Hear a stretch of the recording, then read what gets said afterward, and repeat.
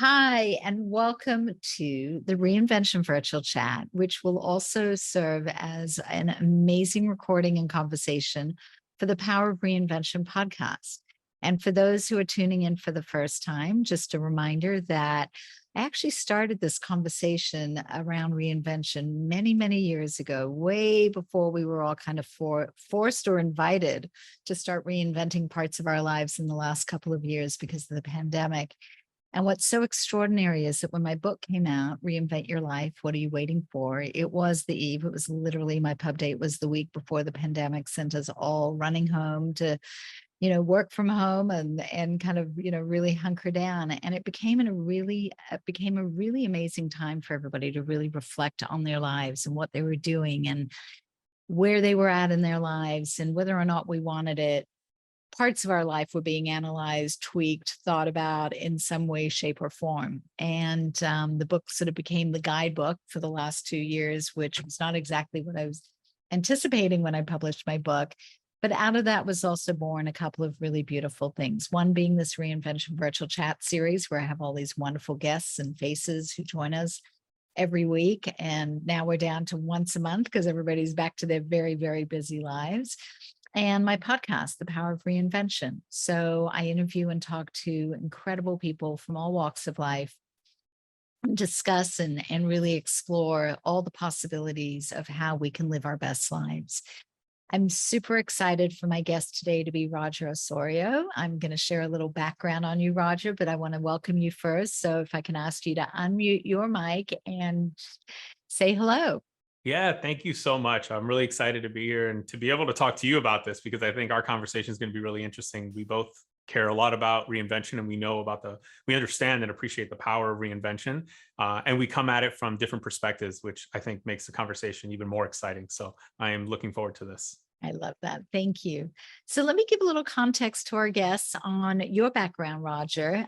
Roger's an author, an adjunct professor at University of Pennsylvania, and founder of the School of Reinvention, a community-based coaching platform empowering people to launch and succeed in personal care and career reinvention. His first book, The Journey to Reinvention: How to Build a Life Aligned with Your Values, Passion, and Purpose, is a #1 new release and #1 bestseller on Amazon in 2 categories. Thank you. Hold that up again. And for those who cannot see this, we'll definitely put links in the show notes for folks to tune in to where they can get it. After graduating from Penn State University, Roger worked for a Fortune 500 company in marketing and sales. In 2008, after falling in love with a part-time job tutoring math, he quit his day job to reinvent his career. And since then, Rogers earned a master's degree in psychology and reinvented himself into a middle and high school math teacher, international speaker, executive coach at a major tech company, Ivy League educator, entrepreneur, and author. I mean, come on. Who says you can't do it all, right? Exactly. So along his journey to reinvention, Rogers worked with clients that include Google, LVMH, JP Morgan Chase, Citibank, the World Bank, IBM, Inter-American Development Bank, Computer Electronics Show, Techstars, and so much more. So we are going to delve into this, and I am just thrilled that, you're here, Roger. We had a great conversation last week, just kind of catching up and getting to know each other a little better. And it's really fun when you get someone in the room in these conversations that brings their perspective to reinvention, to life coaching, to the tools that are going to help us evolve as humans. And I think we're exposed to so much and so many opportunities, but pulling the trigger on that can sometimes be really challenging for a lot of people. We fall into our own habits. Habits are hard to break. We know we want to do something, but committing to it and making those changes can be a little difficult. So before I go on and we delve into this conversation, I want to read a little excerpt from my book, Reinvent Your Life. What are you waiting for? This is chapter 8, which is a chapter about habits. If you want to start working out, pick something fun and start small. Take a beginner's class and start slow, so that you're not in pain for a week and never want to go back. You want to learn a language? Go on podcasts or the iTunes store and download a language program. It's right there. You don't have time to do it? How about waking up 30 minutes earlier, taking a walk, and doing two great things at the same time every day? Can you imagine how you feel after just 10 days? Do you believe others have skills greater than yours? Are they smarter? Do they have some special gene that makes them more capable than you?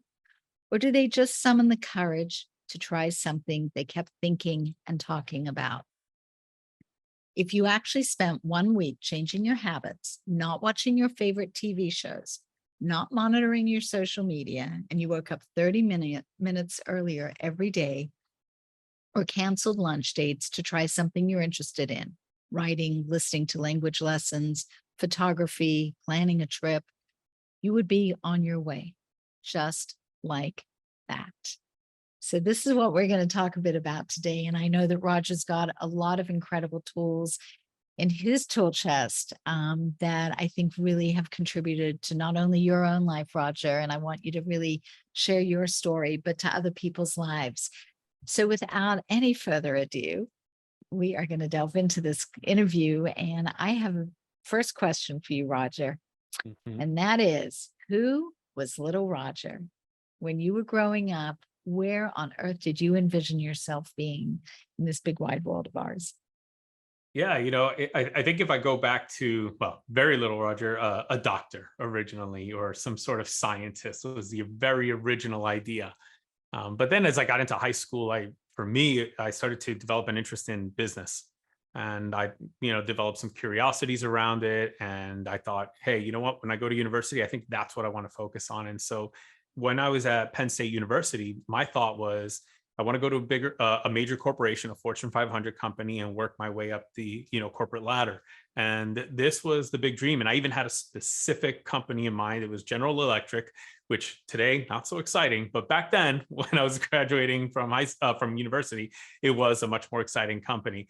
And for me, that's what I really wanted. I was really excited about the opportunity to lead a major organization.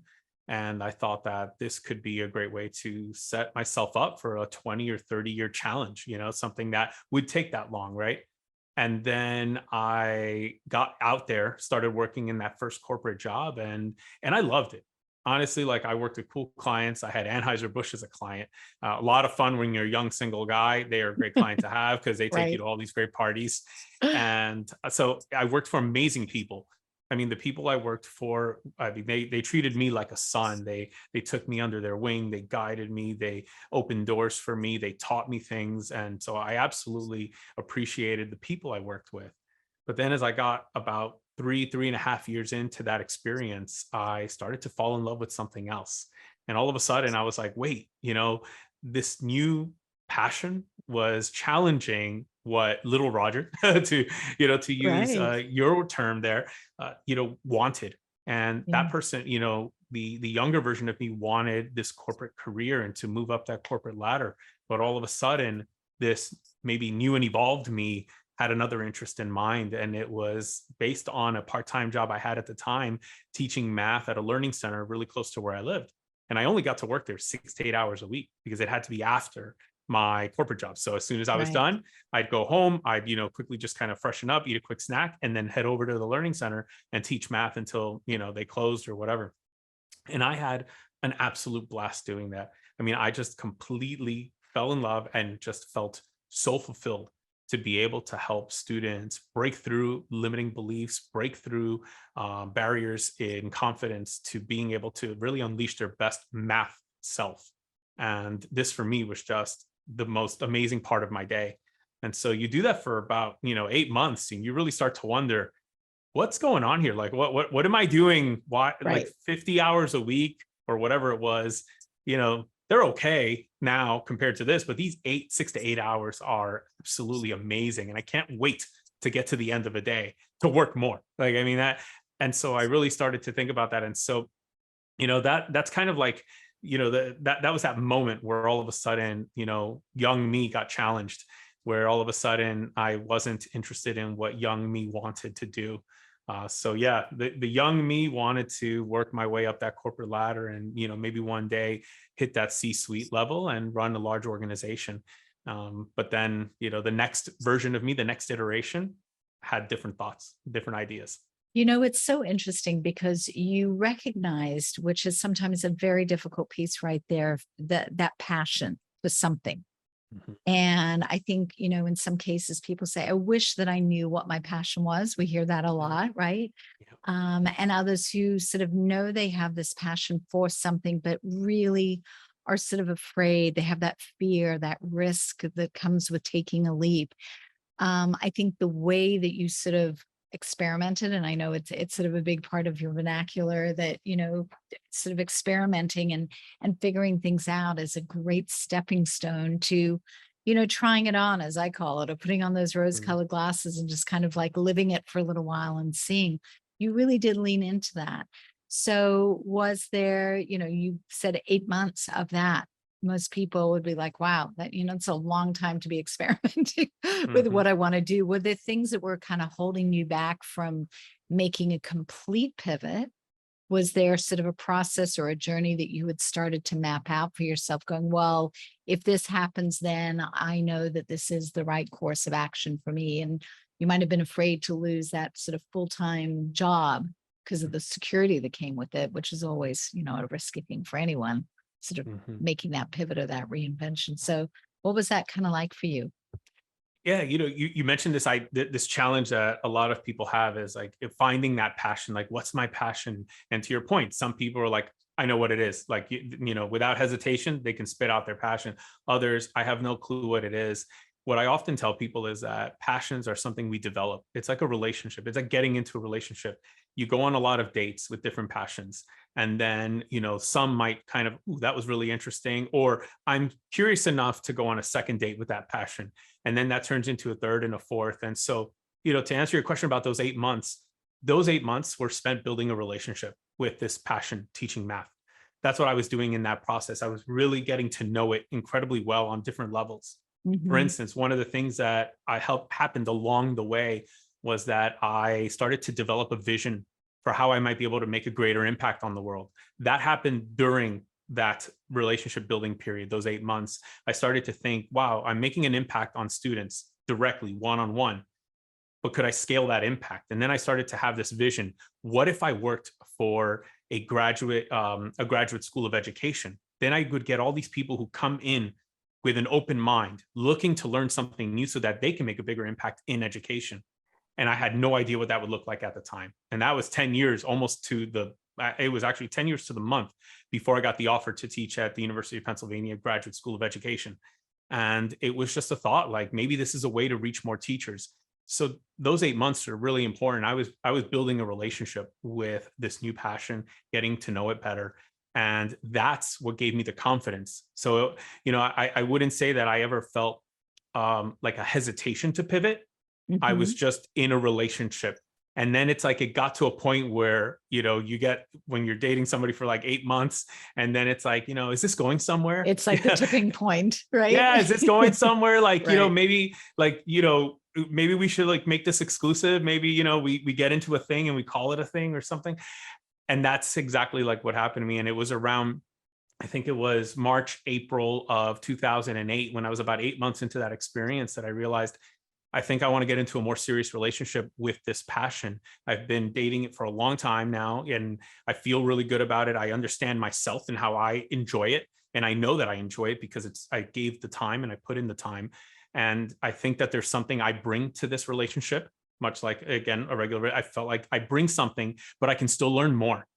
I don't know everything about being a great teacher or being a great math coach, but I can definitely learn more. But I do bring something to the party, and I'd like to explore that further. And I'm going to need more time. I'm going to need more space in order to take this relationship to the next level. And that's how I saw quitting. Quitting for me was, now I have the opportunity. If I do this, I can start to develop that relationship into the next level. What would that would look like? Maybe a marriage at that point, and we could, get into a longer term relationship. And I did. I was in a relationship with education for about 8 years. So it was, I was married to education longer than I've been married to my wife right now. So, That's great. so education and I go, we have a longer relationship. But it was great. And that's what I was doing in those 8 months, was developing that relationship and getting to know it. And that's what I tell a lot of people who are looking for something and they don't know what it is that they're looking for. I go, just go Right. on a bunch of dates, don't worry about it. And best way to start that process, just go with your friends to whatever their passions are, because Right. they're going to show you the best version of that passion, and they'll guide you. They'll hold your hand. They'll make sure that that first date goes, at least it wasn't a waste of your time. You may not want to go Yeah. back to it, and that's Well, totally right. okay. You also learn so much in doing that. It's what you Yeah. thought it was versus what it is. I always use the analogy of, you think you want to run a chocolate shop instead of have this corporate 9 to 5 job, and, go volunteer your time, offer your internship capabilities to the local Mhm. chocolate store and say, I want to come in on weekends and work with you, for you. Don't pay me, just let me learn all about the business and what you do. I'm here for it. Yeah. You may learn, the smell of a chocolate shop is not something you want to be around 24/7. It's really nice when you walk in there for 10 minutes or whatever that is. So the moment you start to really connect, to your point, and what you so well exemplify, with something, and instead of just sort of looking at it from a distance, actually lean into it and find a way, speak to people who are involved, to your point, go with friends to things where their interests lie, like dare to like delve into it, talk to Mhm. mentors, really explore it further and see whether it's something you thought was a really good idea or something that the more you get into it, the more you want to do it.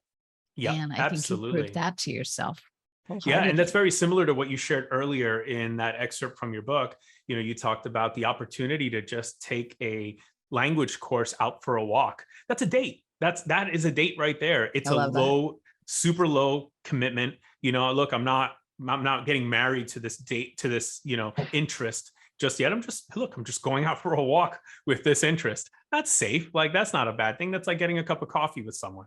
So I think that right there is, it's all about like testing as many as you can and just see where they go. But I think there's one thing that's really important, and it's to make sure. I always tell people, give these interests a chance. Like, meaning, Mm. if you don't like it right away, maybe give it just one more, just to be really sure. And the reason I say that is because sometimes, depending on what that first date is, if it's a little too much, you might expose like your weaknesses in that activity. For instance, if like your first experience with golf is to go out on a full blown golf course, and first time you grab a set of clubs and you swing and you rip the ground open, you're going to feel like, oh my gosh, like I really suck at this. Like, this might not be my thing. And the fixed mindset can kind of creep in sometimes in moments like that. You're embarrassed, you're in front of other people. Oh my gosh, like maybe this isn't my sport. I shouldn't do this. I would argue, you know what, that might have been a little too much too soon. But maybe go to a driving range with like a really close friend where there's a little bit of privacy too. And you can like screw up as much as you want, but you can also have a good time. Maybe have a couple of beers with somebody and, some snacks, and turn it into a fun activity. That would be a nicer date. And you never know. You might then say, huh, that wasn't so bad. I think I could maybe take a lesson or two, and maybe I'll learn how to hit that ball a little bit better. That. A lot of people listen to conversations like this and they go, it all sounds great, but how do I do it? Do you have some tools, things you talk about in your book, something you can share with us that maybe you can take the audience through that really helps put some tactics behind how to sort of get up that square one? Yeah, absolutely. And there's definitely connections between, what you've shared in your book, some of the strategies you've shared, and then what I'm sharing in my book. But one of the key strategies or tactics that I share is to connect with new people. Make sure that on a regular basis, once a month or a couple times a month, you are meeting new people. And the reason for that is simply that they are going to bring new ideas into your world. New ideas will mix with your old ideas, and they will Mm. develop into brand new ideas, even more original than the two combined. And it's important that we have that constant, steady flow. And so, when people are kind of just getting started and they're not sure where their reinvention might even begin or end, I go, no Right. worries. Find a thing you can go to. Maybe there's a group on Meetup that meets monthly. Find them and just attend that, like a meetup session. I did this as well. Like when I had moved from St. Louis back to the New York City tri-state area where I grew up, I actually joined a meetup on education technology.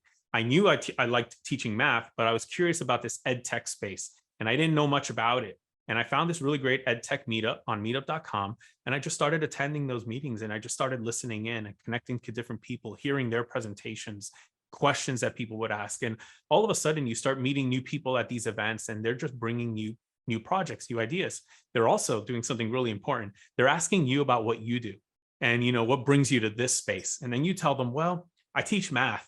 I mean, I'm not into this tech thing. I'm not a developer. I don't know how to program an app for the life of me, but I do teach math. I'm super passionate about it. I absolutely love it.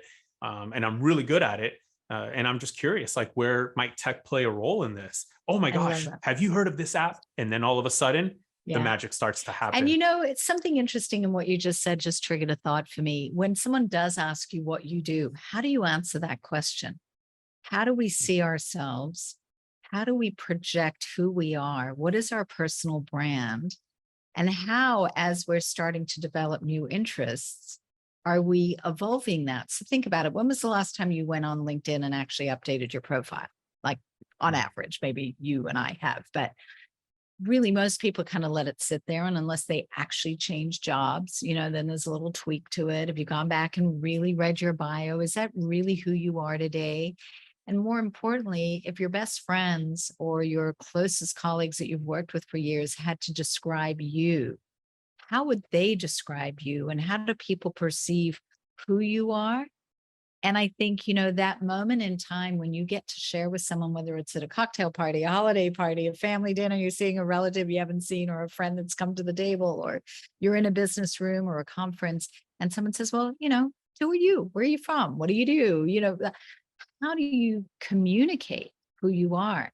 And I think what's fun in what you just said is that as you start to incorporate something new into your life that you're excited about or interested in or passionate about, if you start to share that, you're going to start attracting those conversations that are going to pull you further and further into these other areas that you like. If you just show up and go, hey, I'm a marketing director at IBM, that's what I do. That's not who you are. And who I am is what I'm passionate about, what I'm interested in, where I come from, where I want to go, a lot of that, right? Yep, absolutely. And I think when you go to these types of events, since you choose the meetup that you go to, you kind of get to bring the version of you want to bring to this event.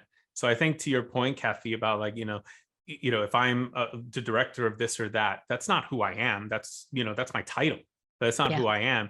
But if I go to an EdTech meetup and EdTech is completely brand new to me, the cool part about that title is that title is meaningless at that event, especially if it's like for a bank or something, or like or a manufacturing company. You're like, okay, that means nothing to me. Awesome. That's a good thing. Now I get to just say, you know what? I tutor math on the side and I love it. Oh my God, I love tutoring math, and then you could just talk about that, just those 6 to 8 hours you spend tutoring math. And then once you do that and they get to know you for that passion, however much time it might take in your schedule, because it really doesn't matter. Because to me, those 8 hours a week felt like the greatest part of my week. In terms of fulfillment, that was the 80-20. That's where 80% of my fulfillment came from that, 20% of my time spent teaching math on the side. And so I think when you go to these events, yes, lead with the thing that you're passionate about that connects you to that event. If there's a little hint of education in there somewhere, boom, just lead with that. Don't even worry. Check the title at the door, check the other thing that has nothing to do with this new area at the door, and have fun talking about what you're passionate about. I love that. What else from your book? I'm trying to extract some of the great knowledge and wisdom that's in that amazing book of yours. Anything else that is tactical, the challenges that people have in sort of moving into that next phase or really kind of leaning into it? Any other tips that you could share with us? Yeah, absolutely. The other thing that I found is incredibly important for anyone, especially who's still trying to discover what that reinvention might be, is to also connect with people in a specific kind of way where you invite others to ask you new questions that you've never been asked. Now, the cool part about this is that this actually connects to the first strategy, which is meet new people. When you meet new people, you have an opportunity to invite them to ask you questions about what you do. Now you could shut those questions down if you don't, and that would be a shame because it's a disservice to you. But new questions are where you start to gain new perspectives. You start to see new opportunities that you didn't see before. And the best new questions are the ones that you don't know the answers to. Because that's for me, like that's what I look for in these events, connecting with new people. You can also hire a coach for that. I have a coach I work with still. And that coach asks me the questions that I normally wouldn't even think to ask myself. And I love it because that's what I get out of the session is, wow, I didn't think about that. Let me think about that. He's like, cool. I don't even need an answer today or now or ever. I just needed to leave you with that question because I need you to chew on that. That will help you unlock something new. And so as I'm looking to figure out what's next for me or what it might look like or what it might feel like, that's where new questions play a massive role. And coaches, advisors, mentors, friends, and new friends, new people you meet are all people who are great candidates for asking you new and powerful questions. Yeah, I love that. And I so appreciate you bringing that up because I think it's sometimes underrated. People are afraid to quote, ask for help. And it's not asking for help. There's such a joy when you have a knowledge and expertise, a gift, a talent, and you get to pay it forward. You get to share that. I run an agency and I have interns all the time who are part of the ecosystem of this company. And my greatest joy is knowing that I am helping these people learn about the industry, figure out whether or not this is something that they want to do, give them skills for life that they will, forever have no matter where they go. And, I think as adults that we could be in the same place. We can have that opportunity to really explore different parts of ourselves. And we're not just talking career, we're talking about hobbies and spirituality and health and wellness and Mhm. relationships and all parts of ourselves. We're Yeah. very complex beings, right? And it's wonderful when, we get to really explore more of that. So for those of us who are sort of in these, as we used to call them 9 to 5 jobs, even though they're very different these days with all the flexibility and the virtual work environments and the time and sort of, freedom that I think that all of this has allowed for a lot of people, not only to explore, but physically have a little more time on their hands where they're not commuting for an hour and a half. And now, wow, what would you do with that extra hour and a half? I remember, and this is kind of fun for you, when I started having children and I thought about how busy I was like, what did I used to do with all that other free time that I had? And you're about to discover that Roger's a new baby for those who are tuning in. And that's kind of a fun thing, to really start to make sense out of what to do with the time and passions in your life. And, they say if you want something done, give it to a busy person. So great. If you're too busy to figure out, you're the one. You are the one to lean into it, right? Mhm. Absolutely, absolutely. It's interesting you talk about the becoming a parent and that time that where what did I do with all that time? One of the things that I discovered as I was preparing for fatherhood was this idea, and the title of the book is or the subtitle is how to build a life aligned with your values, passion, and purpose. Yeah. And the key idea here in the book is that your values, passions, and purpose evolve over time. They're not they don't stay the same. Even values, which seem like, wow, those are in stone, you could add new ones. And some could just, become a little less important relative to a new one. And all of a sudden you shift the weight or the proportion of those values. Well, when I started getting ready for fatherhood, I started to realize that my values began shifting. And this was already after I had finished and submitted, like the editorial team had finished editing the book. It was locked in stone, or, it was locked and I couldn't Yeah. go back. And I was like, oh my gosh, I want to say something about this, about evolving values, and just give this one example about how just getting ready for fatherhood, I started to notice my values shift. I started to think that, for instance, before we got pregnant, I thought that when you have a child, like you lose a lot of things. Like I can't Yeah. travel as freely, so I can't do these speaking engagements, Yeah. and I can't do this or that. And I thought about things in terms of what I lose. And Yeah. yes, I imagine I'm obviously gaining something amazing, but I just kept focusing on all the things that I lose and how would I reconcile that? Should I do? Maybe I'll do a lot of it first and then wait till much later in life to have a child. And then we get pregnant, and as we start getting into it, and I start, going to the doc, we go to the OB, and we're checking out the sonograms, and we're seeing the images and all of that. I'm falling in love with this little person that's like, the size of a peanut. Yeah. And I'm like, how can and this was the question that came to mind. How can I design a life where I am home with Sophia for the first 5 years of her life? All of a sudden, everything Wow. shifted. It wasn't Wow. about how do I get all this travel done? No, now it's like, how do I get rid of all of this travel that's, I don't like it anymore. Like, I need to Right. get travel out of my life, and I need to be home or be with her or do it. And it's caused me to think very differently about my life, my career, what I pursue, what I do. And in fact, I took massive action on that. And I booked time with a literary agent to just get some guidance on what an author career would look like, because Right. I'm working on two other books right now. And it's, I started thinking, what if I just wrote books for the next 5 years?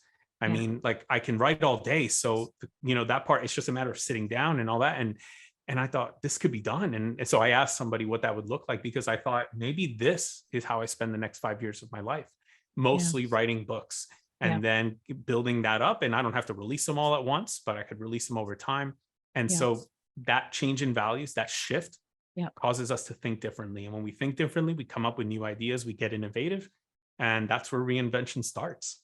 I love that. You know what? I just love so many of the themes and the touch points of what you just said. And thank you for that, because I think some of us kind of feel like it's backwards. Something's going to lead us to that place where then we have time for the things that we value, as opposed to letting the things that we value, that we're passionate about, really dictate the way we're going to choose to live our lives. And I think we're living in an era now where the awareness around that, the sensitivity around that is so much greater, and giving people permission. I use the word in my book and in my conversations about feeling entitled.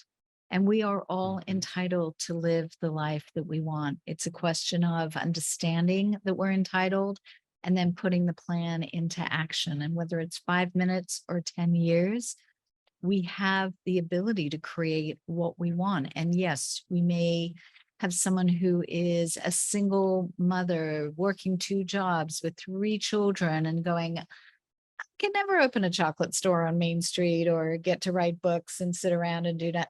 Like, there are ways, if we plan for what we want, to get as close to it, if not everything about it. And the Mhm. things that come up along the way in that journey are really going to open a lot of doors and a lot of possibilities, as long as we believe that we are entitled. Every one of us is the center of our own world. So the ability to create what we want is really meaningful and important. And we just have to allow ourselves that and recognize those small milestones, like you did along the way as you were starting to tutor, and just said, you know what, like, this is great. I love it. Pat yourself on the back and recognize that what you're doing is good for you and good for the people around you, because you are now a happier person doing something that you love. And, getting the buy off of those around us who are part of our ecosystem is super important as well.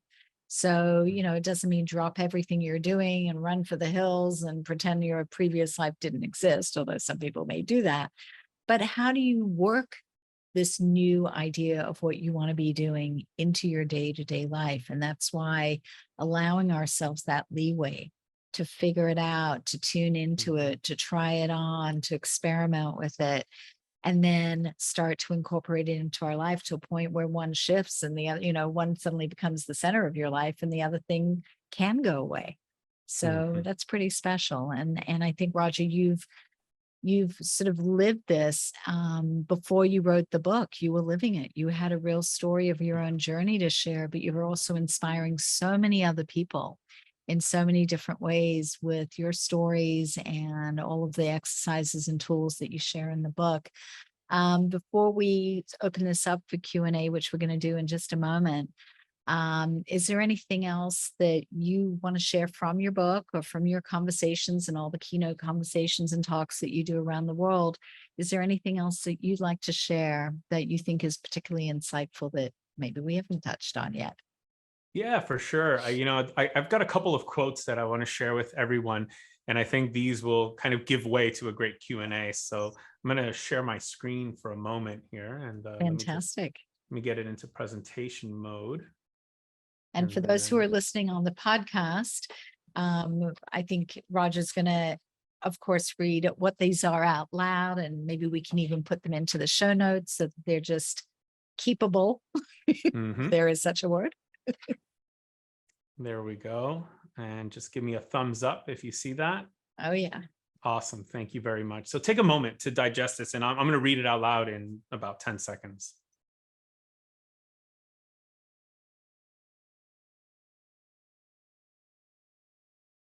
So the quote is, reinvention has nothing to do with becoming someone else and everything to do with becoming who you really are. Now, this is an idea that I didn't go into the book with. I didn't begin writing this book with this idea in mind. It was something that came out of all the interviews. It came out of all the research. It was inspired by, winemakers that I spoke to. It was engineers. It was, basketball athletes I looked at that I studied, and even going back to like Leonardo da Vinci and really getting to understand his journey and his career and how he became who he eventually did. And looking at this idea came through, and essentially it's challenging this idea that we often think when we reinvent something, we're just changing who we are. And that is the farthest thing from what reinvention is, especially personal reinvention. Personal reinvention for me is all about getting closer to who you really are. We start wherever we start. In my case, I started with a dream of pursuing corporate, leadership and moving up that corporate ladder. However, that was what I came to learn upon reflection, and I'm talking like in the last couple of years, was that a lot of that was, I guess, impressed upon me by the university, the business school and all of that. That was a big thing, and was going into a big company and working your way up the corporate ladder. And I didn't know that, and it was fine because I signed up for that. I was okay with that.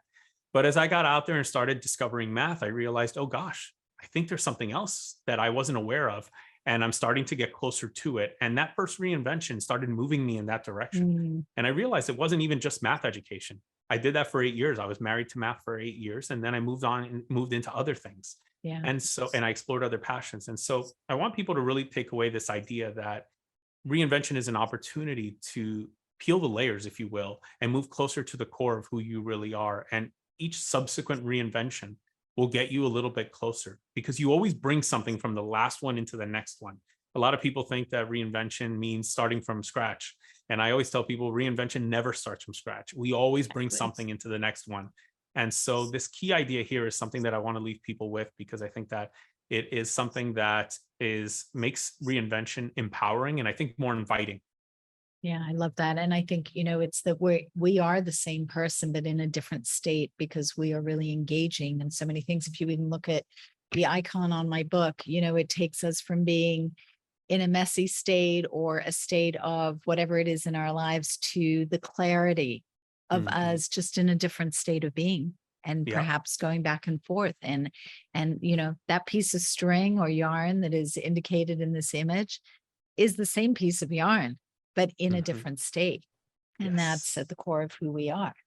So I love that. And that's why I use the word journey in the title for my book, The Journey to Reinvention, because that wasn't even the original title. It was more strategy based, and then all of a sudden I saw that, no, this is a journey to becoming who we really are. And that's what the journey to that's why the journey word came into this title.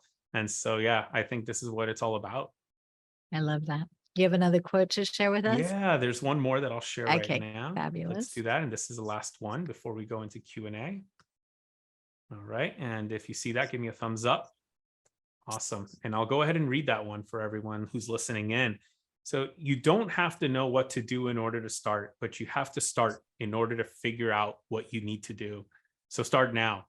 And this one is just like, I've realized, like, in life, how many times, and I'm going to stop sharing here, but I'll read that one more time. You don't have to know what to do in order to start, but you do have to start in order to figure out what you have to do. And, for me, the idea there was that there's so many times in life that people have handed me what I wanted on a silver platter. They have said, here's this opportunity that I have, and it's so aligned with what I wanted. And then only to have me respond, I'd like to think about that. I'd like more information, please. Or I think I need to learn some new skills in order to take advantage of this opportunity that's been handed to me on a silver platter. And it's this desire, this need, I guess, that we sometimes feel to be totally ready for something. Like I have to know exactly how it works before I engage in it. I can't just go and become a coach. I have to know everything about coaching first. Or I want to become a speaker. I got to know everything about becoming a speaker before delivering my first talk. And what I discovered along the journey to writing this book and along my own journey is that the best way to figure it out is to just do it.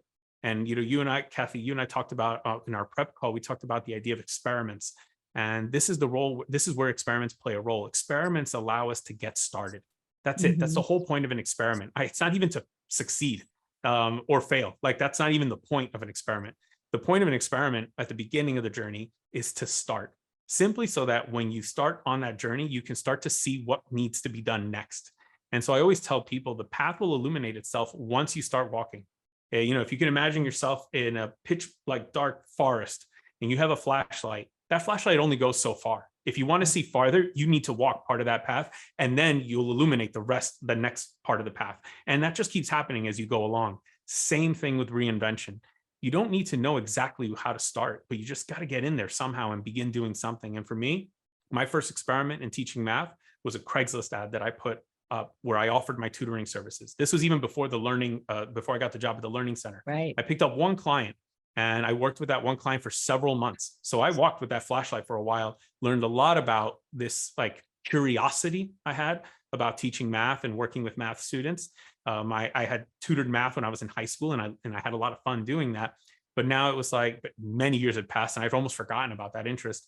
And I just decided to put up a Craigslist ad, and I got that one client, and that led me to the Learning Center. The Learning Center led me to quit my job, which then led me to go back to school, which then led me to show up at a golf outing where a school district was hosting. And, I donated some money to get into it. And I met a superintendent who then led me to the next opportunity, and so on and so forth. That's the whole thing. You just need to start. And so that's before we go into Q&A, I wanted to leave everybody with that, because I think we just need to get started. And if you think about it in those terms, and you do it and put it in your terms, Kathi, we are entitled to get started. So let's start. I love that. Roger, God, now my heart is so full with your words and your thoughts, and you're so inspiring. And yet I have this conversation with people every day, and I just love your take on it and your perspective, and truly how you've embodied everything you talk about. And I think that is just so wonderfully serving to those who get to read your book, that hear you speak, that are going to listen to this conversation. That, I've always said I'm a curator of these conversations. I've lived my sort of dream life running my own business for over 30 years now. And, it all started because everybody used to say, wow, you're so lucky. Look at you. Look at what you get to do with your life. And I said, well, it's by design. I kind of created it that way because that's what I decided I wanted to be able to do.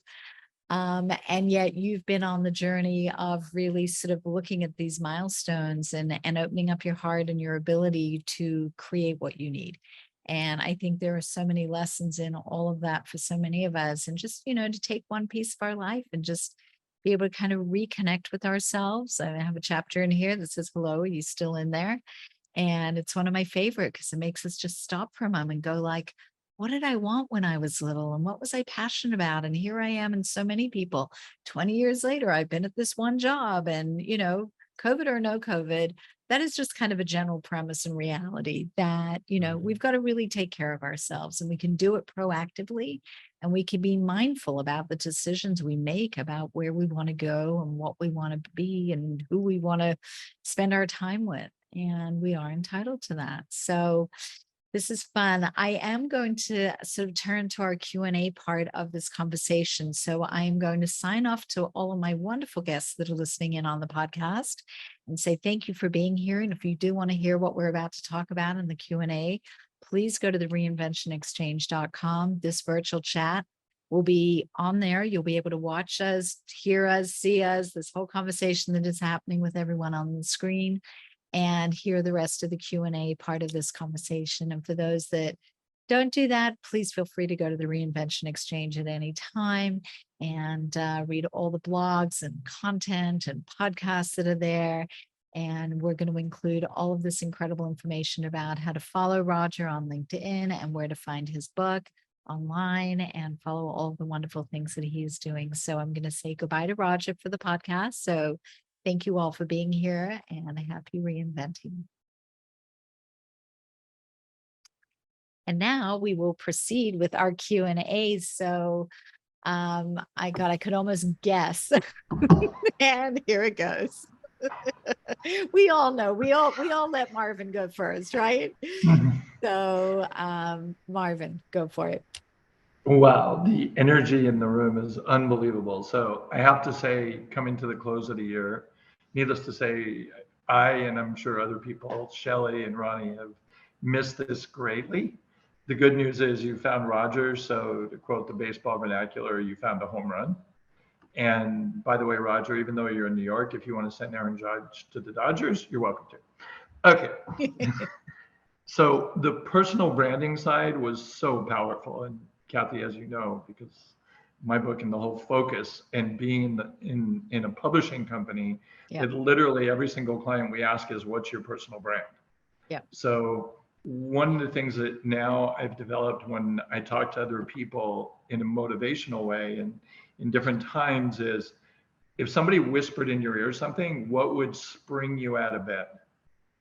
And so if somebody whispered in my ear, somebody's about to tell you their personal brand, I would spring out of bed. So my question to Roger is the same thing. What would, if somebody whispered in your ear, and Sophia doesn't count, so it can't be your daughter. If somebody whispered in your ear something, what would spring you out of bed? Gosh, well, it's interesting, but it goes back to one of my chapters. If somebody said, "Can you help me with a math problem?" Honestly, that I still like have a reaction to that. It's incredible. And I've had it happen already a few times where someone has asked that question and I go, whatever you need, I'll do it. Shoot, I'll almost pay you to let me help you with that math problem, because I just miss teaching so much in so many ways. And that still just completely gets me like right out of bed, if you will, or it gets my attention at the highest level. Thank you. Love that. That's true passion right there.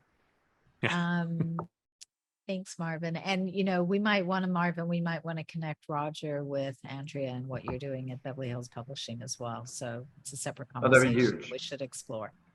Thank you. Yeah. Anybody else have a question or thoughts or anything you heard that you want to just kind of react to? Hi, Sarah. Yeah. You want to unmute? Thanks. Yeah. I love this conversation. Sorry, I had to go off camera because I was eating and I didn't want you guys to see me eat, but I wanted to share kind of two takeaways from you, Roger, and then I have a question.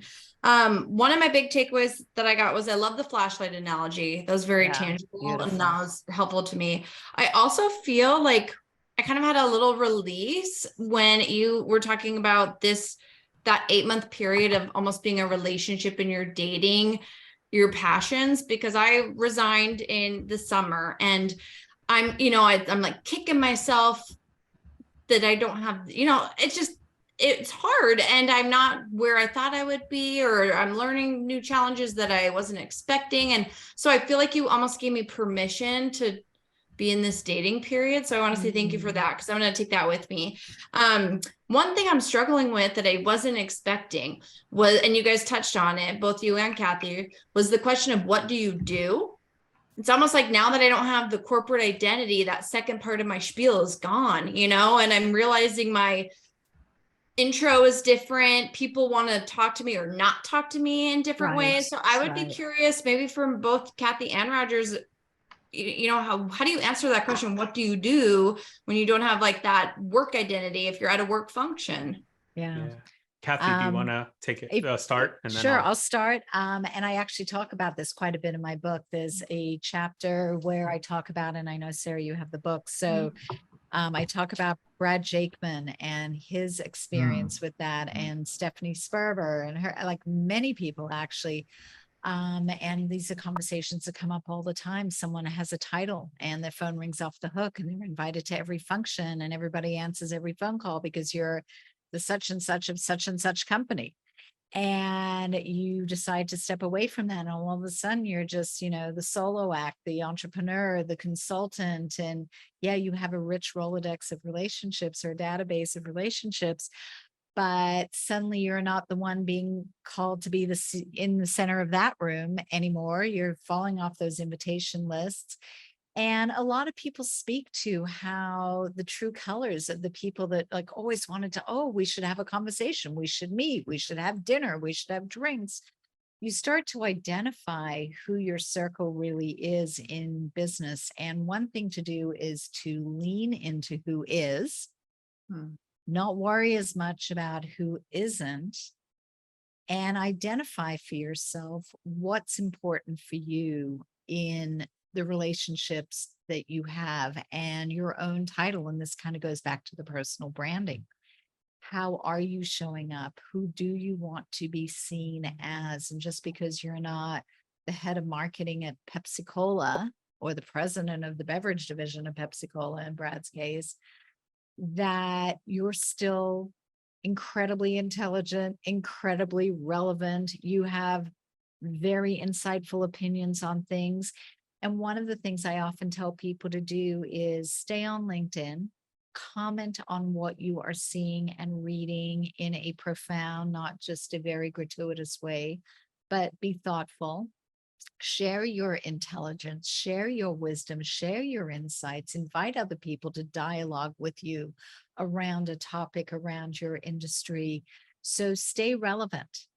Because if you stay relevant and you stay in connection and communication with your community, then you'll start to realize that you are still really in the thick of it. And those who, aren't inviting you to the fancy parties because you don't have the fancy title, well, who cares? So it's kind of a combination of that from my perspective. How about you, Roger? Yeah, I want to share two stories that come to mind about this. And the first one is from a networking event I went to that the Chamber of Commerce was hosting when I lived in St. Louis.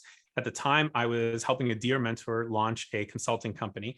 And after several months, I just wasn't really like into it that much. But I wanted to help this dear mentor because this person had done so much for me. And I thought, let me help this person get this business off the ground. And I remember we were at this Chamber of Commerce event, and I was talking to a woman, and we were just kind of talking about the respective businesses that brought us to that Chamber of Commerce event. I was there representing this consulting company, and I was telling her about that. And then I'm not sure how it happened, but I started talking a little bit about tutoring on the side because I still had some tutoring clients in that moment. And I mentioned that work I was doing. And then she stopped me and she said, I don't know if you notice this, but when you talk about that tutoring gig, your smile goes from ear to ear. And when you talk about that consulting thing, you sound kind of just dead, like really just stiff and boring. I'm like, no, don't say that. For real? You serious? And she was like, absolutely. Like, just FYI, letting you know, because I know you're here to represent this business and you don't sound very good doing it. But when you talk about teaching math, you light up. Like your posture is better, your energy is higher, your voice is loud, like everything is a lot more excited than when you're talking about this other thing. And fast forward many years after that, and I was working at IBM, and I had what I would always tell people, I had my day job, and I would always put it in quotation marks, my day job at IBM, and it was one that I didn't really care for, but it was what I did on the side at IBM that I loved. I was an executive coach, and I also taught people executive coaching. We had an internal certification program, and I was one of the trainers for that. And I absolutely loved the work I did in the coaching world at IBM. And I spoke so much about that. That was 10 years later. Because of that experience of what that person told me, I learned to just lead with the thing that I love doing. I never told anybody, I go, yeah, I got a day job and all of that, but we won't talk about that. That's boring.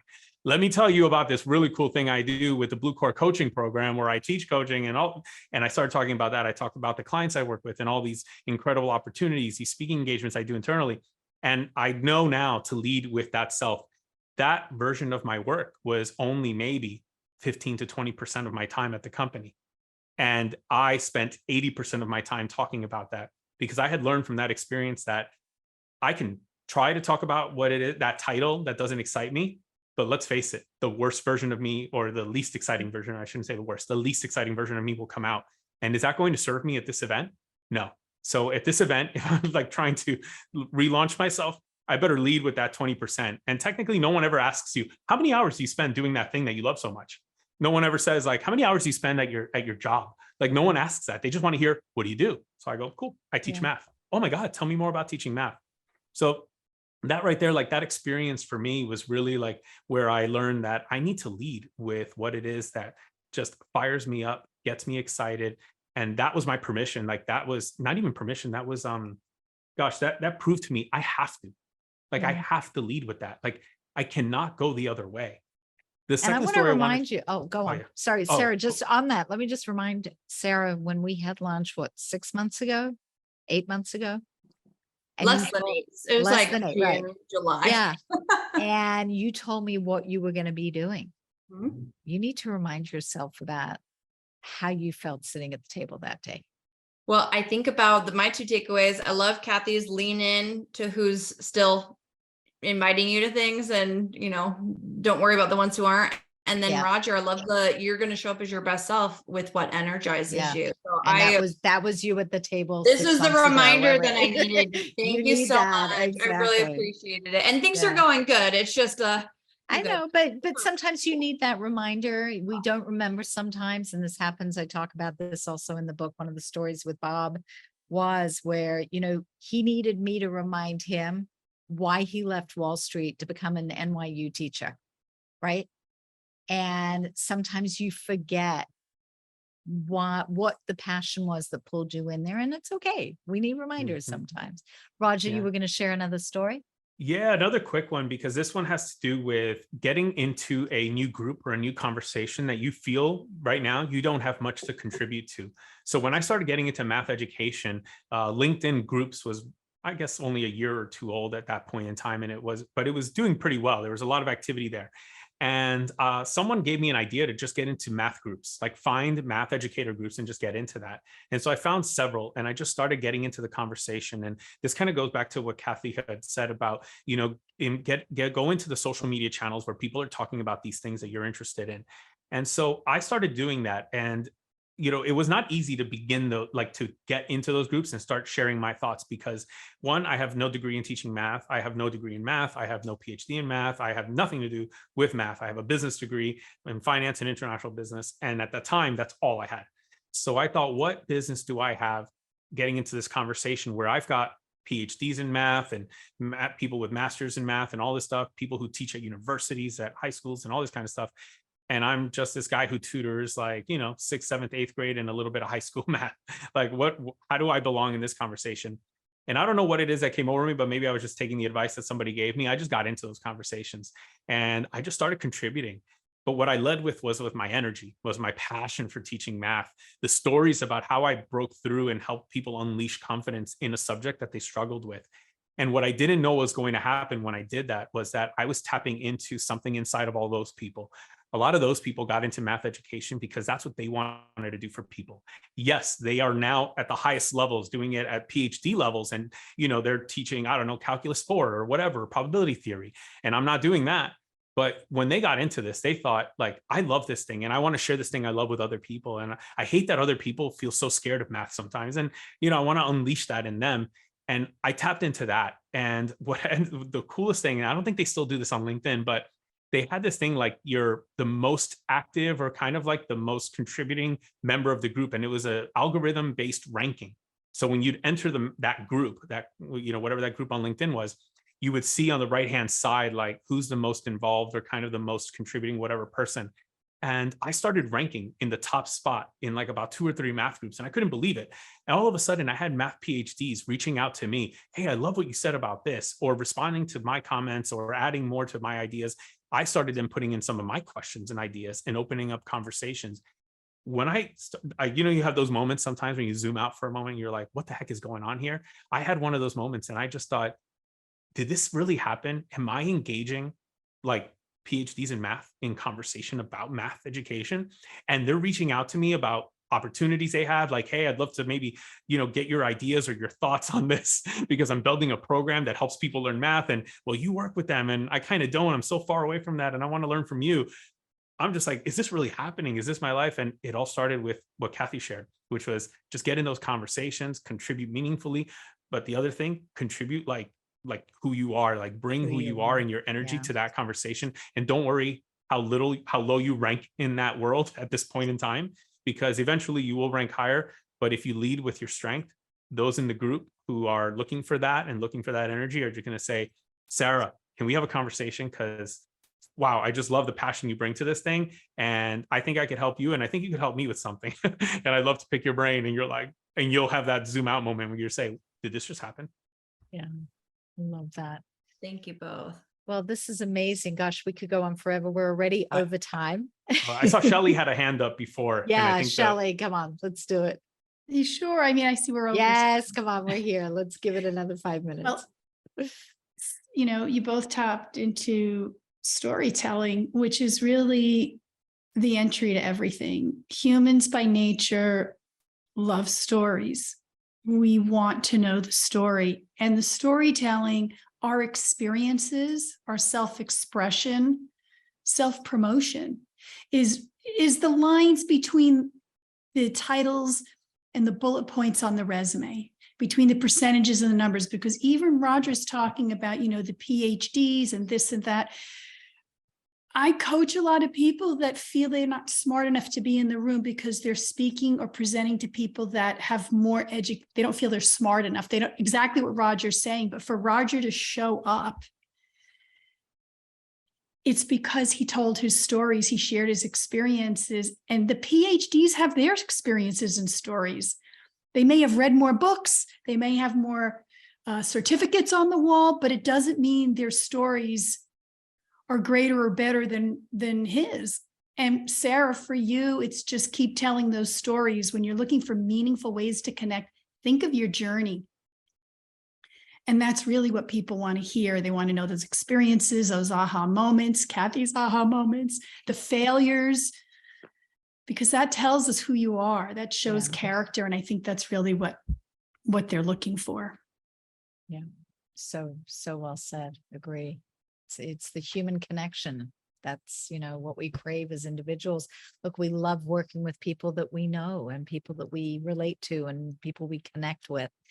And so showing up as yourself, and I happen to know you're an amazing person, Sarah. So in your case, it definitely works. Well, it's so funny, Shelly. I posted something about my parents' 40th wedding anniversary a couple months ago, and it was just like lessons learned from my mom and dad. And I had so much engagement. I had a couple people ping me asking me to speak, and I was just saying thanks to my mom and dad. But it was just that was a little aha moment too. So I need to do more like that. So thank you for the reminder, team. Yeah, really nice. This is amazing.